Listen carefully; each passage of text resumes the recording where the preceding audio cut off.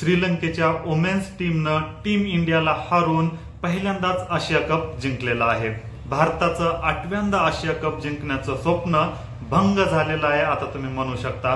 पहिल्यांदा टॉस जिंकल्यानंतर इंडियाच्या वुमेन्स टीमनं बॅटिंग करण्याचा निर्णय घेतला होता आणि बॅटिंग करताना 165 रन बनवल्या होत्या 20 ओव्हरमध्ये। हा स्कोर चांगला होता, 6 विकेट गमवून एवढा स्कोर बनवलेला होता, तर हा स्कोर वुमेन्स टीम साठी चांगलाच असतो, चांगला स्कोर होता। असं वाटत होतं की यावेळेस पण 8व्यांदा आपण आशिया कप जिंकू शकतो, परंतु श्रीलंकेच्या टीमनं चांगला परफॉर्मन्स केला आणि फायनल मध्ये आपल्या इंडियन वुमेन्स टीमला हारून पहिल्यांदाच आशिया कप जिंकलेला आहे। जर परफॉर्मन्स बघायचं गेलं तर श्रीलंकेच्या टीमचा चांगला परफॉर्मन्स राहिलेला आहे।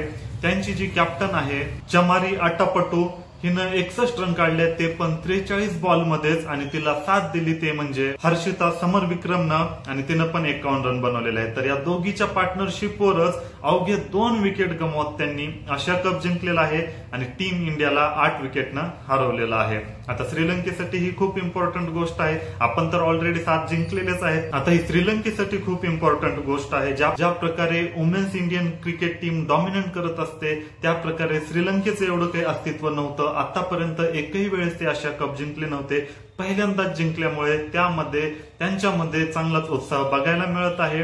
आणि विशेष म्हणजे यावेळेस श्रीलंकेचा पण डॉमिनंट राहिलाच आहे त्यांच्या या पूर्ण आशिया कप मध्ये बघायला गेलं तर। विशेष म्हणजे भारतासाठी पण ही हार अनएक्सपेक्टेड आहे। इंडियाकडून स्मृती मंदनानं खेळताना 60 रन बनवलेल्या होत्या, बाकीच्यांना एवढी काही चांगली परफॉर्मन्स करता आला नव्हता, पण काही का असताना आता इंडियाचं 8व्या वेळेस आशिया कप जिंकण्याचं स्वप्न भंगलं आहे।